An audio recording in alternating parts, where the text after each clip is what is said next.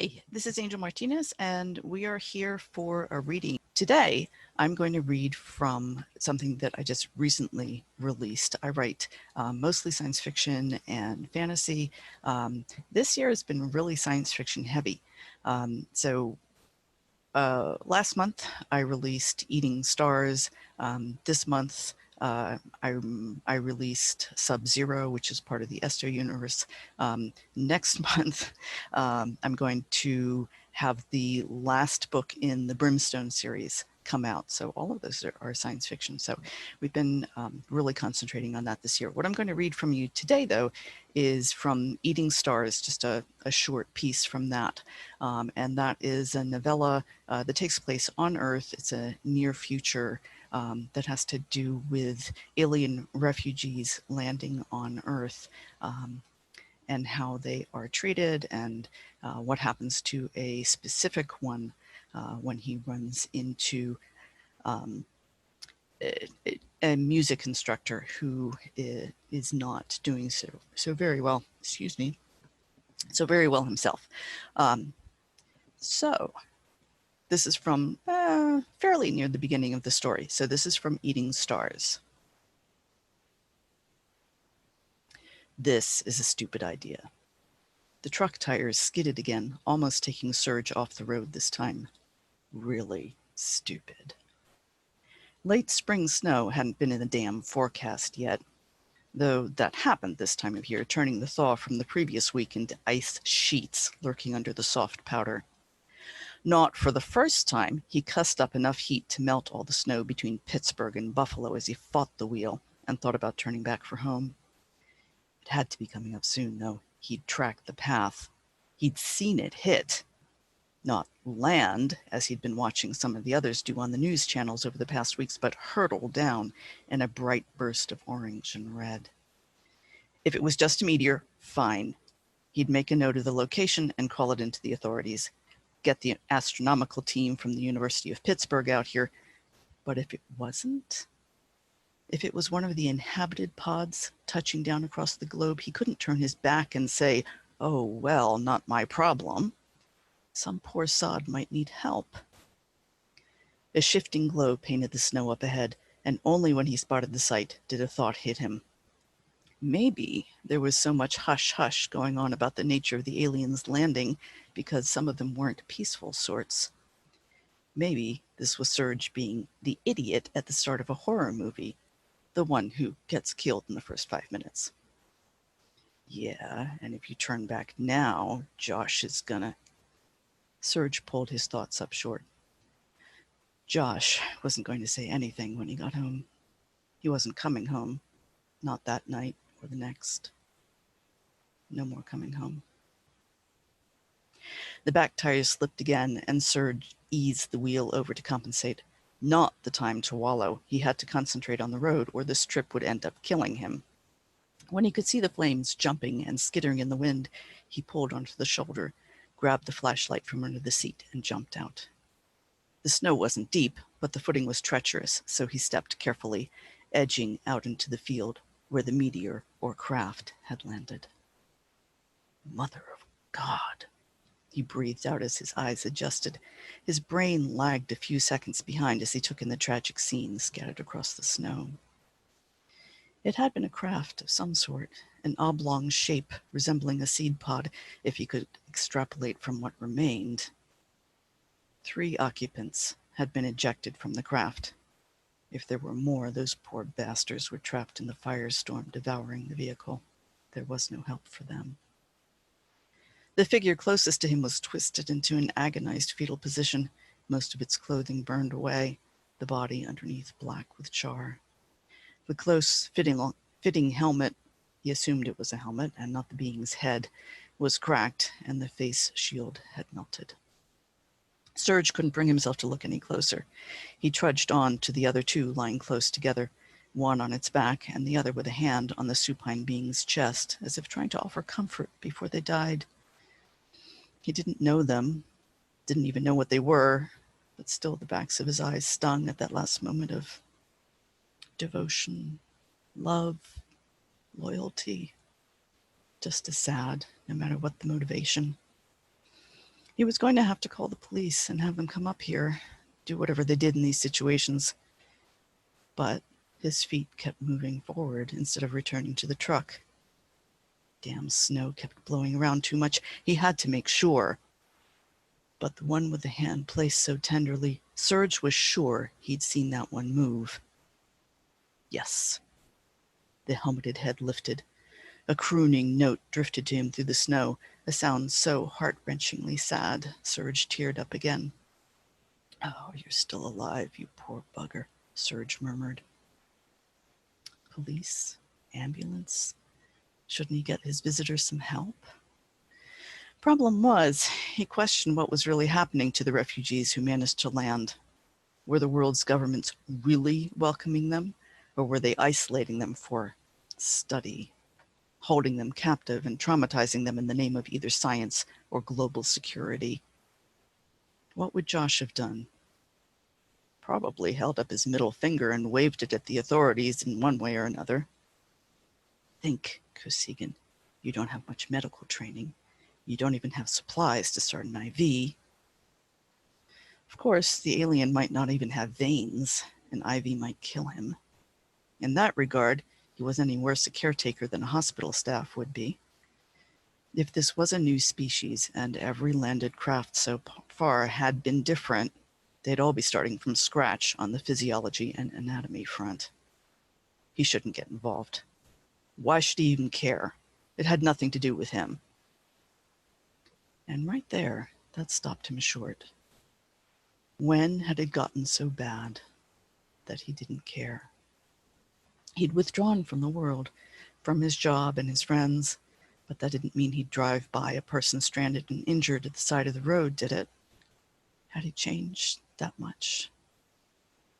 To leave an alien visitor to the authorities when they were helpless, unable to speak for themselves, to defend themselves if necessary, it felt horribly wrong. His feet moved, his body convinced of his decision before he'd been able to make one, and the night took on a strange, dream-like quality as he rolled the survivor over and lifted the unresponsive body into his arms. Once Serge had his passengers settled and covered in blankets from the back seat, he called in the crash and reported 2 bodies, saying he couldn't wait any longer out in the storm if he expected to get home in one piece. His passengers' dirge, or hymn, or whatever the song was, quieted to occasional murmurs of single notes and short phrases. The alien's head rolled with the truck's movements. Stay with me, buddy, Serge said as he took the last turn up the long hill to his house. Don't die in my damn truck. No reason at all for the location of death to make a bit of difference, but some part of Serge was determined that if his guest was in his last moments, the dying would be done in a warm, comfortable bed. The truck slipped more than once going up the hill, tires spinning in a desperate bid for traction.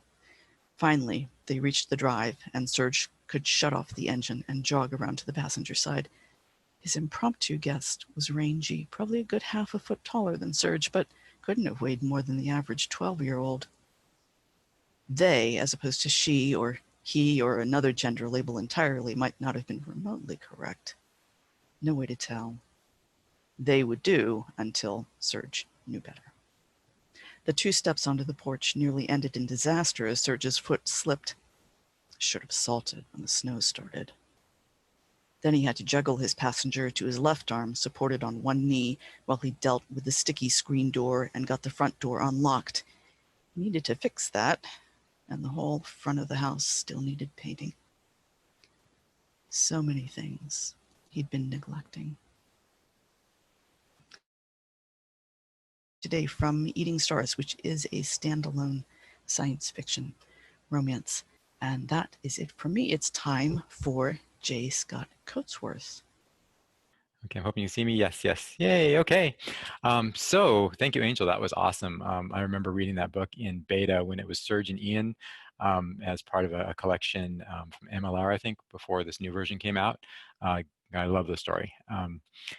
Anyhow, so today I'm going to be reading from one of my trilogies, read from the Stark Divide. Let's see, I got to put this here so you can see it.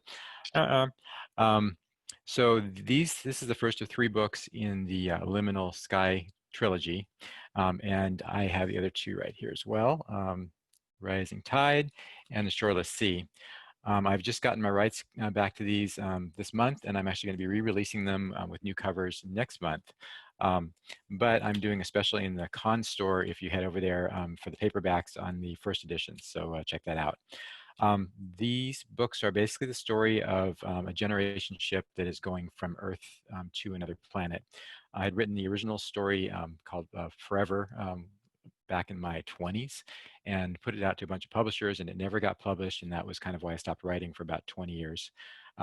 When I came back to writing, I decided to go back and figure out what the origin story was of this ship.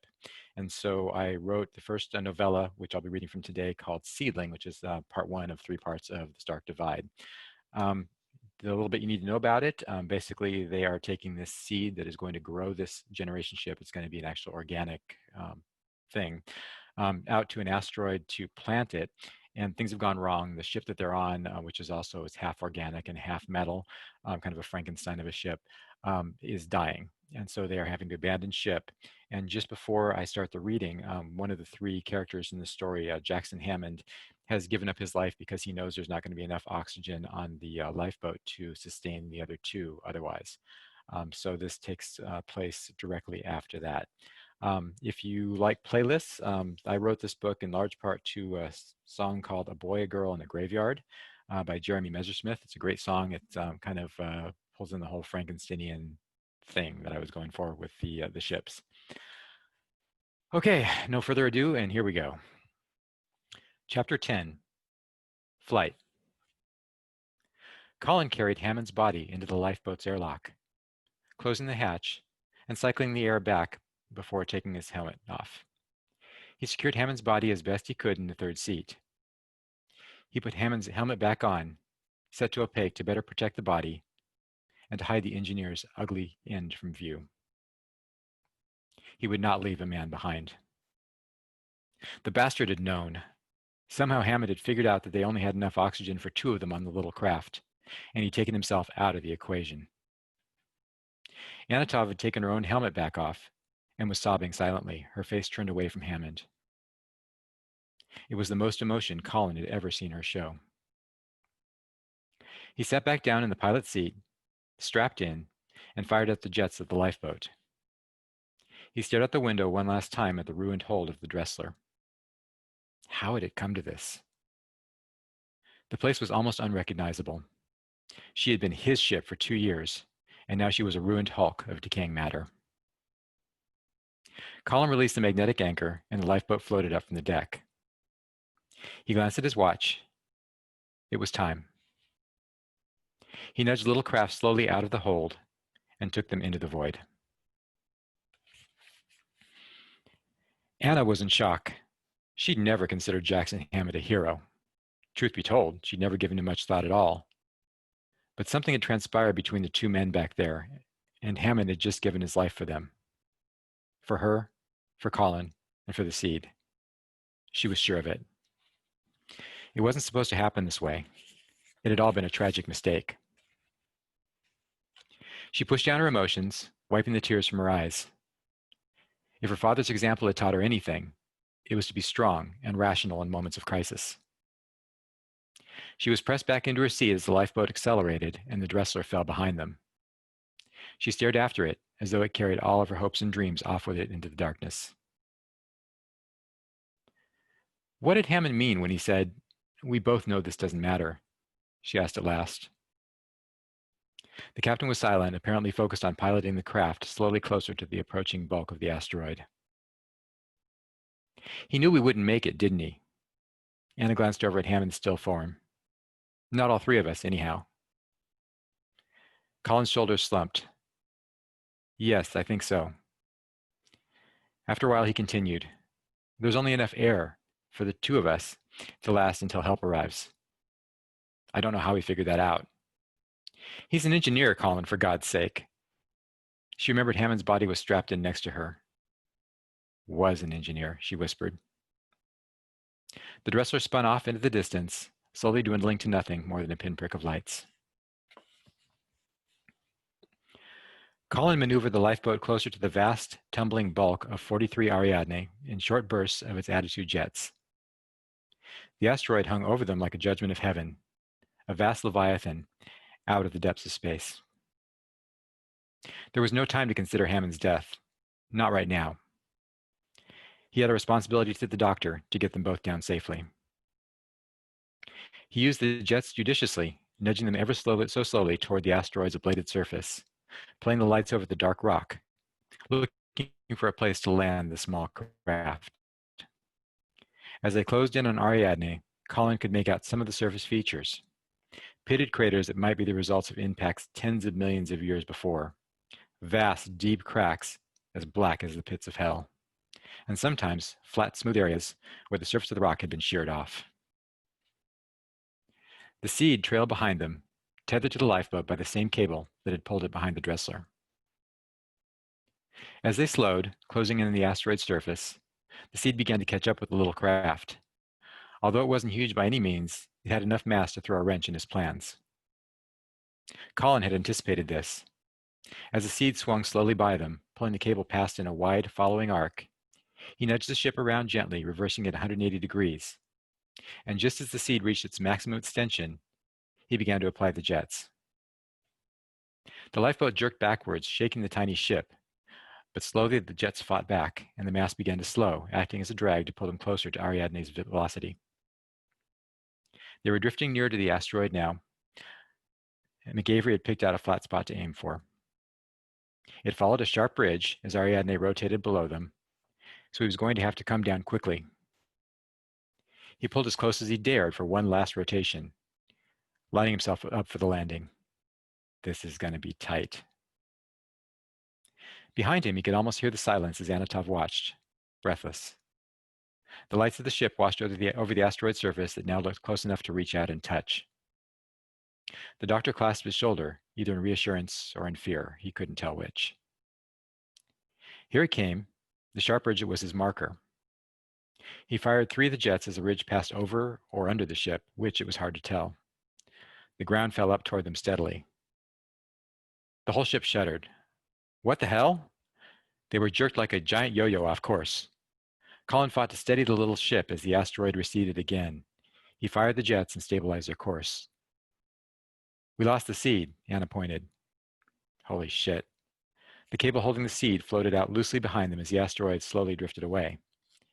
It had pulled the eyelet clean from the back of the ship. They were lucky it hadn't ripped the lifeboat apart. There was no time to figure out what had happened, only time to act. Hold on. He was dangerously low on fuel. There was just enough to nudge him back toward the asteroid. Maybe. He had to wing it. He pushed them down, conserving the fuel as much as possible.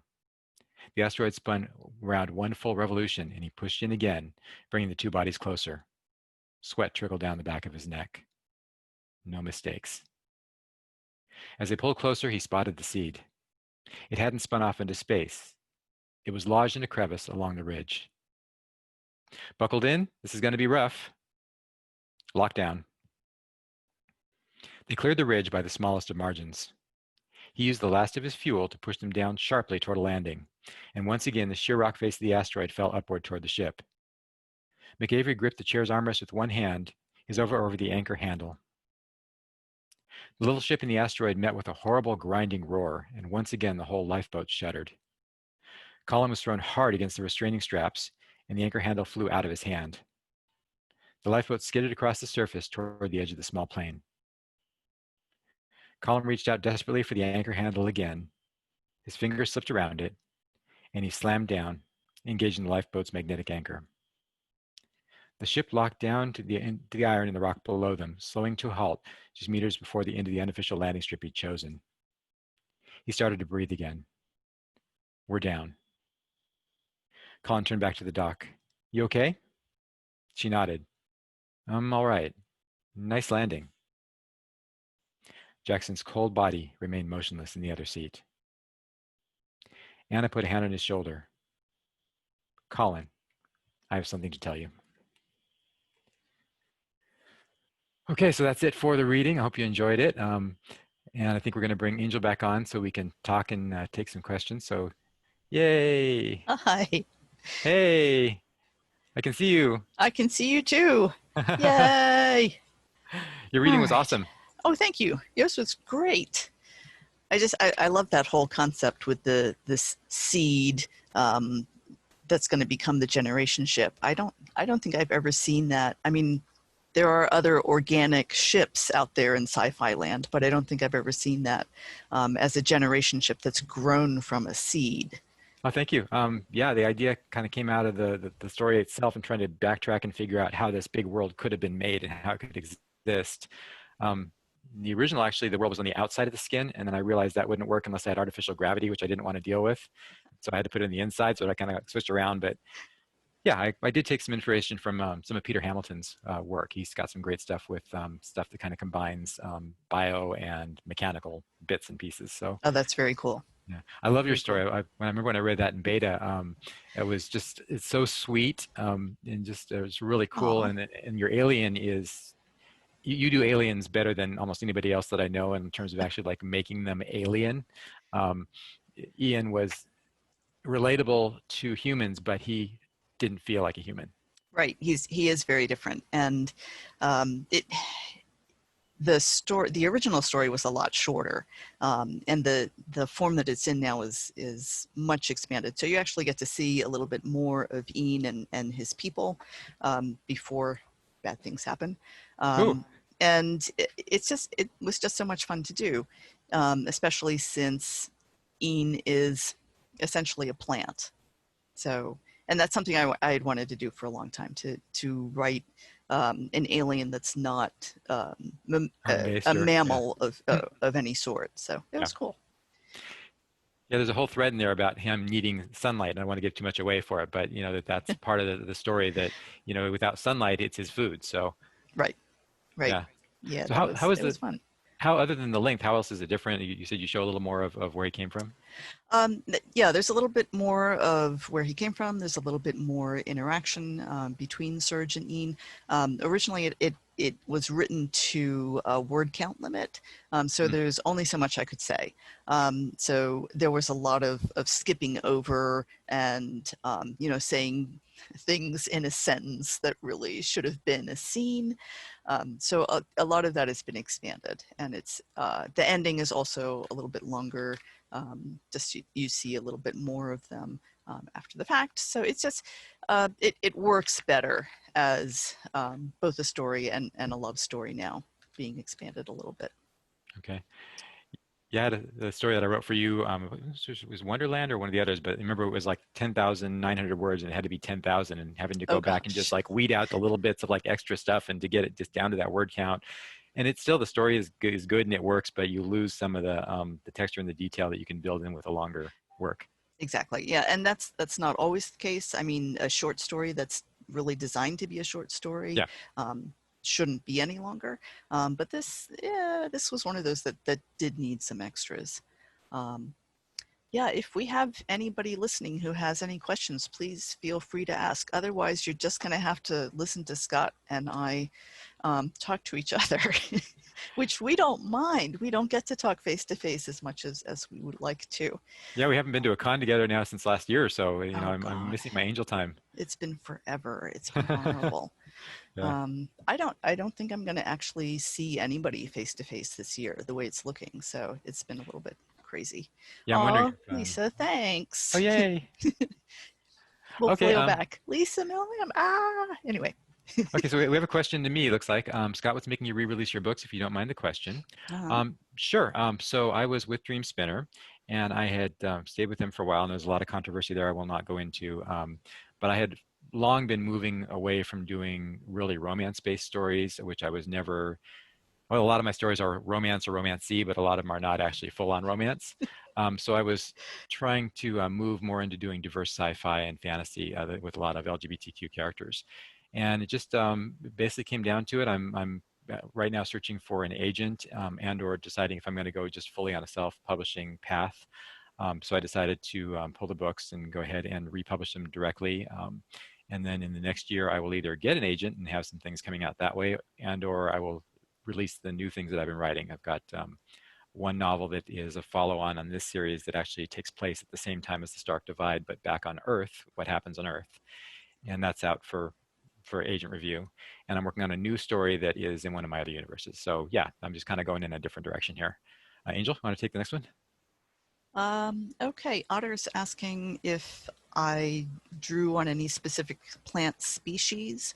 And really, no. Since we're talking about an alien species entirely, I didn't want to draw too closely on Earth plant species. The Alana have 3 genders, which is not usual for plants, terrestrial plants.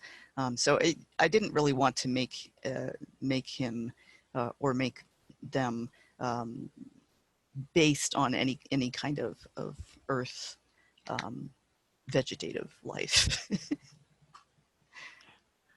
like you have another one there too. Let's see. Insects. They Valerie wants to know if the aliens live on a planet with animals or insects that can eat them. Do they rely on insects for reproduction? There are some small plant life, wildlife on their planet. They don't have any large animal life though, and they don't rely on insects for reproduction. They actually need each other for reproduction, and that's a slightly complicated process. Yeah, they are actually mobile, aren't they? Oh yeah, they are. They're not. They don't have roots, so they can actually move around like humans do. Yeah, and Otter asked, did you stick with the red wavelength for light absorption, i.e. a blue sky? Yes, I did not change that. Because if I had to change the actual light absorption wavelength, then Ian's species would not be terribly successful on Earth without a lot of intervention. Or they might be like Superman and charged by the yellow sun. It's possible, but in this particular case, because they rely on the sun, they're photophagic. They actually need to have wavelengths that they can absorb. Yep. And Valerie asks, do your aliens keep pets? No, they don't. They do recognize all plant life as people, though, which comes up in the story. So Ian has certain limited communication with other plants, even though they weren't ones from his home planet. So I hope I didn't tell the whole story there. We have another question. Do you want to both take this? What do we got here? Books inspired you. You go ahead. Okay. So for me, I started out with a sci-fi library of my mother. She was a sci-fi book member, and she had this whole huge shelf in our spare bedroom of sci-fi stuff. So when I was in second, third grade, I was reading Lord of the Rings. I was reading Foundation. Shortly after that, reading Anne McCaffrey. So I grew up on a lot of the kind of the greats, some of which are problematic today, as we've kind of found out on the one hand who they were in the background, Marion Zimmer Bradley, or kind of just some of the way they wrote, and that a lot of them were straight white males, and they wrote it in their time. And so, but I was real heavily influenced, especially I think by Anne McCaffrey, and also by Arthur Clarke. The whole Rendezvous with Rama thing just kind of blew me away. Yeah, so a lot of that stuff is kind of fed into my my stories. The other one that really hit me, it was a little later, was Sherry F. Tepper, yes. Right. Picked up one of her books just randomly at the grocery store on the little rack at the front by the checkout. And just, she was one of those that her book Beauty, which is kind of about the dissolving of civilization. And she had another one that name escapes me that was about the earth having been destroyed and what was left. They were ones that just left me thinking for like weeks afterwards. And so they were kind of the ones I've tried to somewhat unsuccessfully model myself after. Right. Now, I don't know how unsuccessful you've been, but yeah, that's a big thing, the stuff that we pick up when we're young. I've read fantasy and science fiction since I was very small. I think my first science fiction novel was War of the Worlds, which I was probably too young to be reading. It was really disturbing. um, but it's kind of interesting, the things that you do pick up when you're younger. And of course, I read Narnia and I read Tolkien. I read all of those things. Science fiction wise, probably the and I loved Anne McCaffrey. I loved Pern so very much. My mom bought me the Harper Hall books. Oh, yes. For like my 9th birthday or something. And back then it was just 2 books. I'm showing my age, I know. So it was just this 2 books, and I loved it so much. So it kind of fires up your brain, some of these really, really imaginative worlds. But probably for me, the biggest science fiction influence for me has been C.J. Cherryh. Because she's the first writer that I read who really did write aliens who didn't think like humans. She thought in Alien. So that was really, really cool to see, to actually see somebody who's thinking about different social structures and different ways of looking at life, the world, and everything. So that was huge for me. Yeah. Incorporate someone else's character into your story. Oh dear. Oh, I know. Put us on the spot, why don't you, Valerie? Yeah, so she's asking, if you could incorporate someone else's character into your story or world fanfic style, which character would that be? And what would you want them to do first? Ooh. Well, we could go like way out of bounds here, and we could say like, I wanted to put, Frodo Baggins in Skythane and give him wings and have him, fly around. I don't know. That would be, well, he would have gotten to Mordor a lot faster that way. That's true. And but Mordor would be a lot farther away, being that he's on a planet, multi-light years away from Earth. So that's also true. Okay. because I think Middle Earth is supposed to sort of be Earth at some point. So yeah, how about you? Now that I bought you some time. Yeah, it's a very hard question. I don't it's interesting to me because a lot of people who write, especially romance, started out as fan fiction writers, which is really, really cool. And I think that's a great way to start, learning about your own writing and what you want to do, and finding your own voice. But I never got to do that. So I never really think about putting other people in my work. Well, turning that around, you could take you've got something like your Esto universe or my Common Worlds, and you could actually take that and smash it into like Star Wars. Not Star Wars, sorry, Star Trek. Kind of the Star Trek universe, and kind of mix and match with some of that stuff there. That would be kind of fun. Picard comes across the Tsutsonai. Yeah, that would be very interesting if that happened. So there you go. What was the character? The one that it was Ness.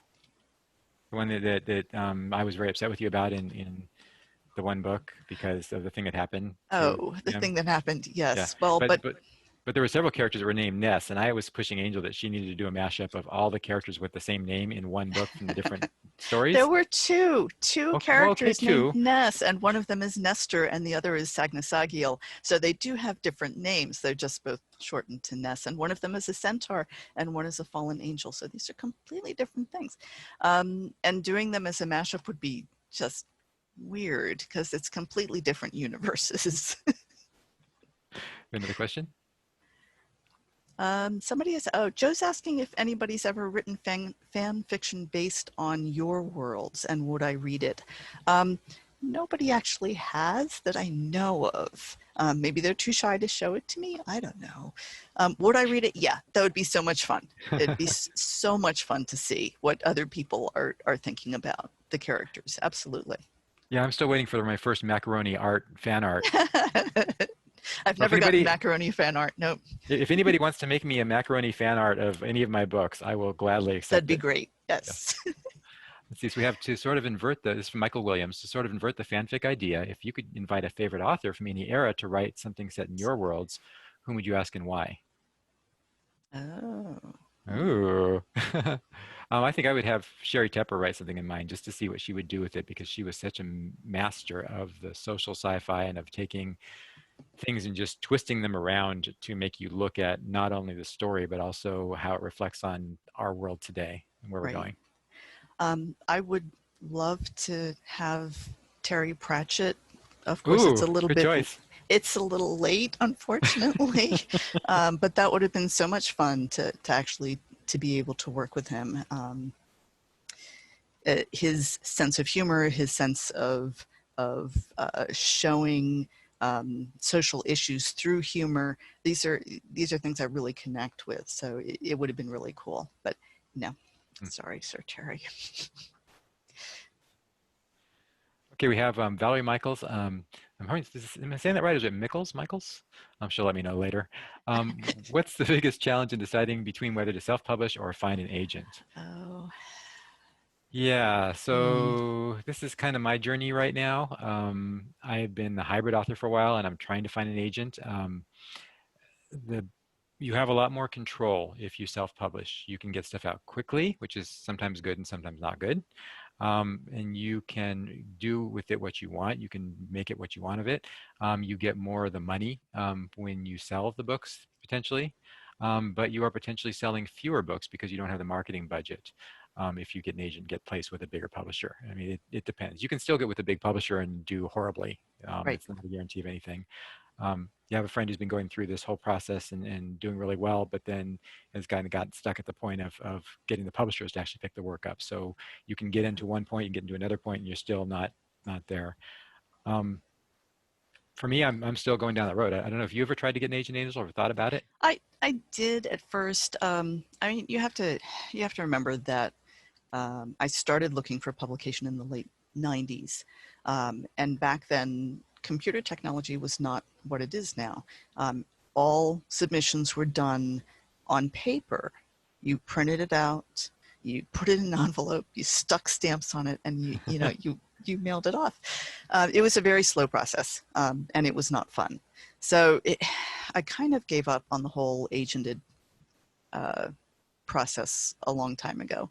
Um, and there's other options too besides being agented or self-published. You can always go with a publisher without being agented, and there's a Right. couple of ways to do that.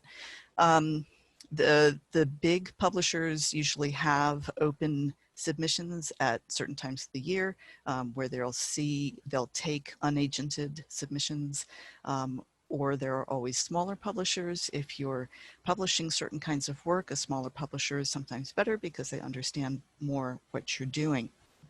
Um, I've always been with smaller publishers. I don't self-publish, and that has nothing to do with how I feel about people who do self-publish.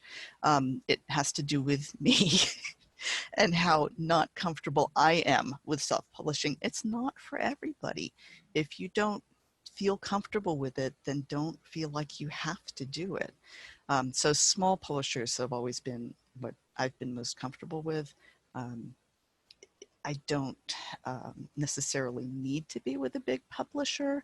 I'm telling stories. I'm not telling some great literary work that I feel needs to win a Nobel Prize or something. It's all in what your goals are as a writer and what you're comfortable with. Angel, you also work with a great small publisher yourself, Mr. Corner Books, that does a number of your books. Yes, Yeah. yeah, they're lovely to work with. It's a bunch of people who all have different skill sets, and it really helps to put things together that way instead of trying to do it yourself. Yes. And quick plug here, tomorrow at, I think it's 6 o'clock, we have 6 o'clock Pacific, 9 o'clock Eastern. We'll be doing a going to the mainstream chat. We'll be talking about if you are looking to find an agent, or you're trying to get a big publisher, or trying to kind of hit the big time and get your book onto Netflix or whatever, kind of how do you do that? What are the steps? What success have people had? So check that Right. out on tomorrow. Yeah. Speaking of that, yes, Yes, right. yes. Okay, Valerie's got another question there for you. Okay, what is the strangest, coolest, most fascinating thing you've learned while researching your books? That's a really good question. Because I've been doing this a really long time. and sometimes I forget what I've actually researched. I'll jump in there because I've got You go one and ahead. you can Go follow me ahead. up. So I was just talking about this other book that's going to be the next book in the basically the Liminal Sky series, and it's in part set on the moon. And so I'm on a site called Live Science that puts out articles every day on their RSS feed. And one of them was this really cool thing that in the moon itself, they've discovered that there's this huge mass underneath the southern side of the moon. And the kind of leading theory on it is that it was probably one of the bigger pieces, like maybe an asteroid or something that crashed into the moon at some point and is now buried there. So it might be really nutrient rich, really, or not nutrient, really mineral rich, and a place that we could mine for things. And so I took the idea of that, and that it was worked into the story, at least in small part, in terms of where they get some of the resources for the base on the moon. Cool. That is very cool. And I haven't really come up with something. I apologize. Well, you did all this research for Ian, right? For all of the photosynthesis, the For plants. Ian. Yeah, Ian, you sorry. keep saying Ian, and that's my Because I son's want it to name, and be Ian. I know, Sorry. and it freaks me out. So So your son, just to be clear, your son Ian is not a he plant-based life is form. not a plant-based life form. He actually is not. It's pretty amazing. Um, yeah, I did some research for Ian, but a lot of that I kind of been carry around with me, doing horticulture myself with a background in biology. You kind of run into a lot of this stuff. It's very basic stuff. I didn't really get into anything really spectacularly odd. Um, with Sub-Zero, I did do some research though into cold dwelling mammals to see, what adaptations. I mean, we all know that they need different adaptations to survive in extremely cold environments. And some of that stuff was very, very cool. So the Dangpo, who are genetically modified to live in this very cold environment. They have very, very small ears. They have a higher percentage of glycogen in their bodies that helps with, the It's the antifreeze, basically, right? the what? Sorry. Basically antifreeze. It's basically antifreeze. Yeah. Exactly. It's personal antifreeze. So yeah, that was pretty cool stuff. Yeah, Mark told me I didn't use enough no, that was antiperspirant this morning. What about for the gravitational attraction? Did you have to do any research for that? Um, Gravitational attraction is kind of a little bit weird because the actual hyperdrive, the gem drive that's used in gravitational attraction and in the rest of the ESTO stories, is not based on current science. Is based on a fictional discovery As we do, that right? hasn't happened yet. So it's a fictional discovery concerning the relationship between gravity and magnetism that allows this jump drive to actually work. So that it was kind of research and kind of not. Okay. I don't know if have you read any of Peter F. Hamilton's Commonwealth books? I have not. No. So the first image that caught me in that was there was this basically trains between worlds. So they had these portals, and they actually took a portal to another world, and then once it was there, then you could travel through it, and then they laid tracks down from one world to the next. So Right. He's the basically one run a with the freight train. trains. Right. Right. I So remember that. Yeah. one of my favorite scenes in that with the innovation was innovation, Ah.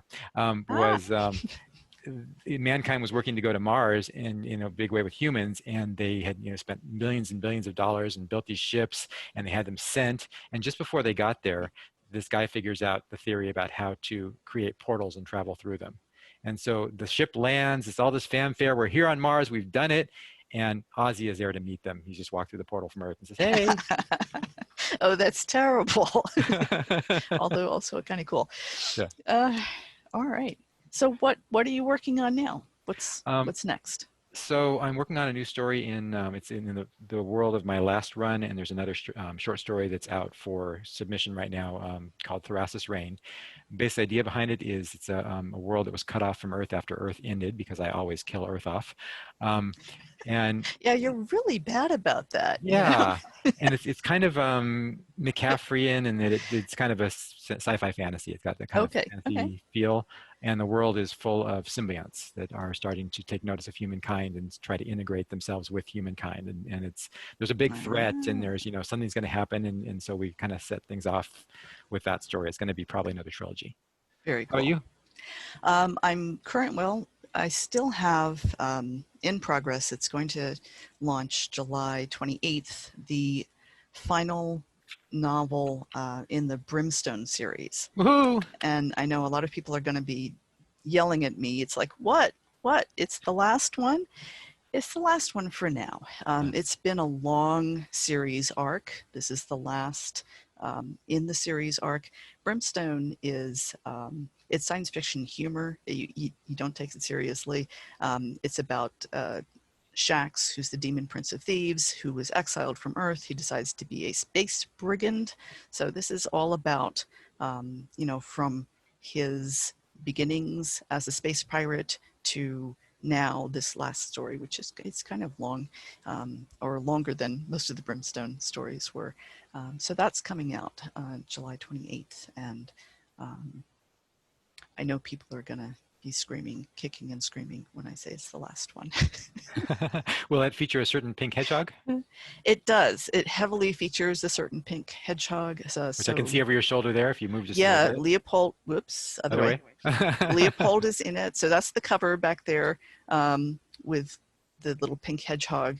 So it's called A Fine Mess, and all of the stories are kind of, the titles are based on media things. So it's something from a book or from a movie. A Fine Mess, of course, if you remember Laurel and Hardy, um, that's what people think of when they think of Laurel and Hardy. It's another fine mess, or even though that's not exactly what they said, it's a misquote, but that's what everybody thinks of. So it's going to be a lot of fun. There's a lot of things that happen. Shax is finally going after his enemies, and things get very, very messy indeed. Fine, Messy. So we're at wrap it up here. Just want to remind everybody, the authors have all taken their time to go to our bookstore. So if you go to rainbowspacemagic.org, not .com, but Right. .org, there's a bookstore link there, and the trilogy that I mentioned is there. A bunch of Angels books are there, and all the authors have books there with links to where you can purchase them. So if you would support your authors, that would be great. We Yay. can't go to cons and sell you books at cons this year, unfortunately, so we're doing it the best we can through these venues. So Okay. And you're on tomorrow again? yeah, Is I'll that be right? actually on. I'm on today at 5 o'clock At for a 5? panel, Okay. and then on again tomorrow at 6. And then you? And I'm on tomorrow at 1 o'clock, and that's Eastern time, for the Outlaws and Adversaries panel. On mine today is what makes it queer, and then the mainstream on tomorrow. Okay, excellent. All right. Yay. Thanks, Angel. Good to see Thanks, you. everybody. Thanks. Good to see you too. Back to blank screen. Right. Bye, everybody.